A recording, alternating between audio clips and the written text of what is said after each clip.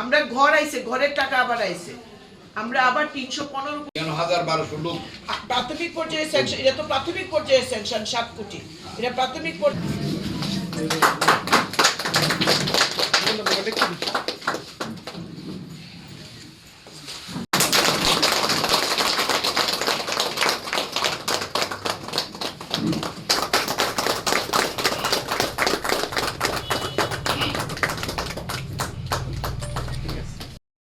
Teliamura merchant association দ্বিতীয়বারের জন্য আমি বিধায়ক হিসেবে নির্বাচিত হওয়ায় তারা তাদের অফিস গৃহে আমাকে সম্বর্ধনা দিচ্ছেন।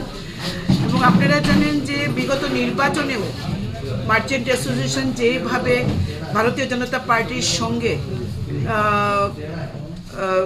যেভাবে সমর্থন জানিয়েছিল, এবং এমনকি ভারতীয় জনতা পার্টির যারা আমি যেখানে প্রতিদ্বন্দ্বিতা করেছি তেলিয়ামুড়াতে, সেখানে তারা একটা বাজার সভাও করেছিল আমার সমর্থনে। তো বিশাল সাপোর্ট আমি মার্চেন্ট অ্যাসোসিয়েশন থেকে বিগত 5 বছর পেয়েছি, এবারে নির্বাচনেও পেয়েছি। যে নির্বাচন অত্যন্ত প্রতিকূলতার মধ্যে, অনেক গুজবের মধ্যে আমাদের নির্বাচনে প্রতিদ্বন্দ্বিতা করতে হয়েছিল, অনেক অপপ্রচার চলছিল।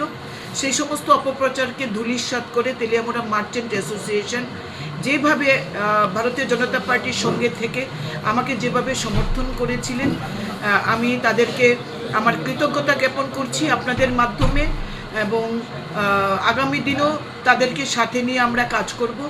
এবং এই সরকার তেলিয়ামুড়ার মার্চেন্ট অ্যাসোসিয়েশন সহ তেলিয়ামুড়ার সমস্ত ব্যবসায়ীদের কল্যাণে কাজ করবে। এটা আমার প্রতিশ্রুতি বরাবর ছিল, আগামী দিনও আমরা সেভাবে কাজ করব। তো আজকের সম্বর্ধনা অনুষ্ঠান এতটাই আন্তরিকতায় পরিপূর্ণ, সত্যি যেন হৃদয়ে ছোঁয়া লাগে।